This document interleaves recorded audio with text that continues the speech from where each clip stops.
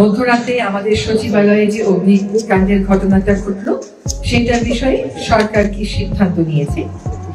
আজকে একটি জরুরি সভা হয়েছে মাননীয় প্রধান উপদেষ্টার সভাপতিত্বে। সেখানে সিদ্ধান্ত হয়েছে যে একটি অনেক উচ্চ পর্যায়ের কমিটি কাজ করে 3 দিনের মধ্যে প্রাথমিক রিপোর্ট দেবে এই অগ্নিকাণ্ডের ঘটনার বিষয়ে।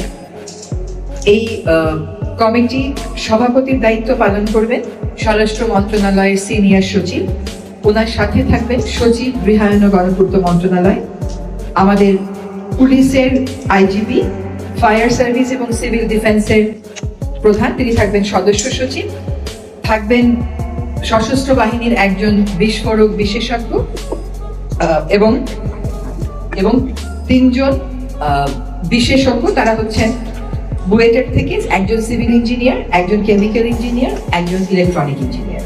ওনাদের নাম হচ্ছে ডক্টর তানভীর মনজুর, ডক্টর ইয়াসির আরাফাত এবং পরের জন্য নামও দেখা যাচ্ছে ইয়াসির আরাফাত।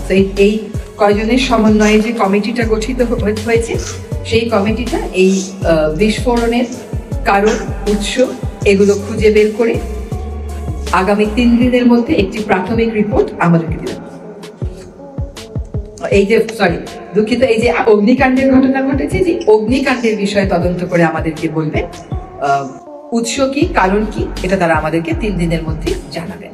এটা আমরা মনে করেছি যে আপনাদেরকে আমাদের জানিয়ে দেওয়ার দরকার, সেজন্যই আজকে আমরা আপনাদের সামনে এসেছি। আপনাদের কোনো প্রশ্ন থাকলে জিজ্ঞেস করবেন।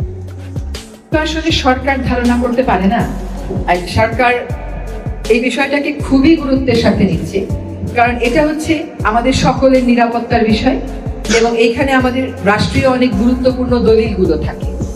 ফলে এই বিষয়টাকে সরকার খুবই গুরুত্বের সাথে নিয়েছে, যার জন্য আমরা 3 দিনের মধ্যে প্রাথমিক রিপোর্ট দিতে স্বরাষ্ট্র সচিবের নেতৃত্বে উচ্চ পর্যায়ের কমিটিটা করেছি। জি, আমি দেলোয়ার হোসেন কালীগঞ্জে কাজ করি। আপনারা আগুনটা মধ্যরাতে লাগছে, কিন্তু এটা দীর্ঘ সময় আগুনটা আমরা দীর্ঘদিন সচিবালয়ে দেখলাম খুব ছোট টিম দিয়ে খুব দ্রুততম সময়ের মধ্যে আগুন লাগানো সম্ভব হয়েছে।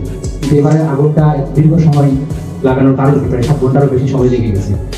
আর একই সঙ্গে রাস্তায় আরেকজন ফায়ার কর্মীও নিহতের ঘটনা আমরা দেখেছি দুঃখজনকভাবে। প্রথম কথা হচ্ছে যে ফায়ার কর্মী যিনি মারা গেছেন, আজকে আমাদের ক্রয় সংক্রান্ত একটি কমিটির মিটিং ছিল, সেখানে আমরা একটা শোক প্রস্তাব তার জন্য নিয়েছি।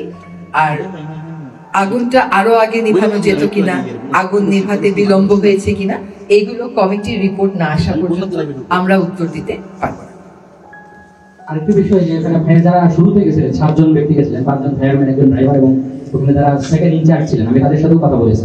যে তারা বলছেন যে শুরুতে তারা পশ্চিম পাশে আগুনটা দেখছেন, তারা যখন শুরুতে একজন পুলিশ কনস্টেবল তাদেরকে খবর দেওয়ার পরে তারা যখন হ্যাঁ, যার যার অবস্থান থেকে প্রত্যেকেই কথা বলেছে। এবং আপনারাও যদি প্রথম দিকে কেউ যেয়ে থাকেন, কেউ কোনো ভিডিও করে থাকেন যেটা হয়তো আমাদের কাছে নেই, আমরা যারা সকালে গেছি, সেগুলো দিয়েও আপনারা তদন্ত করবেন যে কমিটি, সেই কমিটিকে দয়া করে সাহায্য করবেন। অনেক প্রশ্ন অনেকের মনে আছে, সব প্রশ্নের উত্তর যদি আমরা আমাদের মতন করে দিতে থাকি তাহলে তার তদন্ত কমিটি করে কোনো লাভ হচ্ছে না। তদন্ত কমিটিকেই যার যা বক্তব্য আছে, যেমন আপনি যে বক্তব্যটা বললেন সেটা জানিয়ে দেওয়া হবে। অন্য কারো কাছে যদি অন্য কোনো তথ্য মনে হয় যে এটাও তদন্ত কমিটির দেখা উচিত, আপনারা সেটা জানিয়ে দেবেন। কারণ এই ঘটনার অবশ্যই একটা সুষ্ঠু এবং বিস্তারিত তদন্ত হতে হবে। এটা আজকে যে ঘটনা ঘটলো, এটা যদি কোনো কারণটা যখন আমরা নির্ধারণ করব, সেই কারণ অনুযায়ী আমরা অবশ্যই সিদ্ধান্ত নিব। এই ঘটনা আর যাতে কখনো না ঘটে সেটাকেও আমাদের ব্যবস্থা গ্রহণ করতে হবে। যেমন ওর যে কার্যালয়, ওনার ওখানে বসারই কোনো উপায় নেই, পুরোটা কার্যালয়ই তার নথি যা আছে সব পুড়ে গেছে। তো এই ধরনের ঘটনা এখানে নিরাপত্তার ব্যত্যয় ছিল কিনা, অন্য কোনো বিষয় ছিল কিনা, কি কারণে অগ্নিকাণ্ড ঘটেছে, এগুলো সবই এই তদন্ত কমিটি খতিয়ে দেখবে। যার যেটা মনে হয় আমাদের মতামতগুলো আমরা তদন্ত কমিটিকে জানাবো। কথা হচ্ছে কাউকে এখানে ছাড় দেওয়া হচ্ছে না। কাউকে অপরাধী সাব্যস্ত করার আগে রাষ্ট্রীয় পর্যায়ে তার বিরুদ্ধে একটা তদন্ত তো করতে হয়। সেই তদন্তের কাজ করে অনেকের বিরুদ্ধেই ব্যবস্থা গ্রহণ করা হয়েছে, অনেককেই চাকরি থেকে সরানো হয়েছে, কাউকে কাউকে ওএসডি করা হয়েছে, কেউ কেউ এমনকি কারাগারেও গেছে। ফলে ছাড় দেওয়া হচ্ছে না। আর দ্বিতীয় কথা হচ্ছে যে প্রশাসনকে গতিটা রেখে একই সাথে ঠেলে সাজানোর কাজটাও আমরা করছি। এটা এমন না যে কোনো একজন দাগী আসামি আছেন যার বিরুদ্ধে অনেক অভিযোগ আমাদের কাছে এসছে, কিন্তু আমরা কোনো তদন্ত প্রক্রিয়া শুরু করিনি।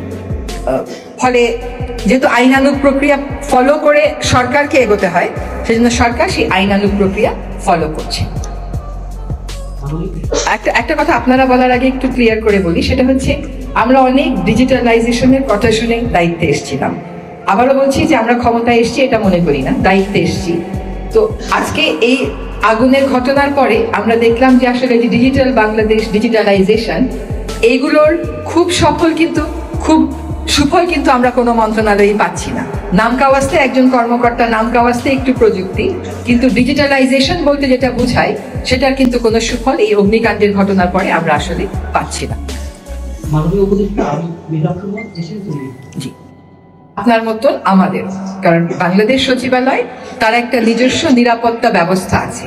সেই নিরাপত্তা ব্যবস্থাটা কি আদৌ ফেল করেছে? এটা কি কোনো মনুষ্য সৃষ্ট বিপর্যয় নাকি এটা অন্য কোনো বিপর্যয়? এগুলোর উত্তর পাওয়ার জন্য আমাদেরকে তদন্ত কমিটির রিপোর্টের জন্য অপেক্ষা করতে হবে। আপনি যদি তদন্ত কমিটির গঠনটা দেখেন তাহলে আপনি বুঝবেন যে সবকটা সম্ভাবনাকে মাথায় রেখেই আমরা আগাচ্ছি। কিন্তু এইখানে ধারণা আলোচনা করাটা ঠিক হবে না, অন্তত সরকারের পক্ষ থেকে ধারণা আলোচনা করাটা ঠিক হবে না।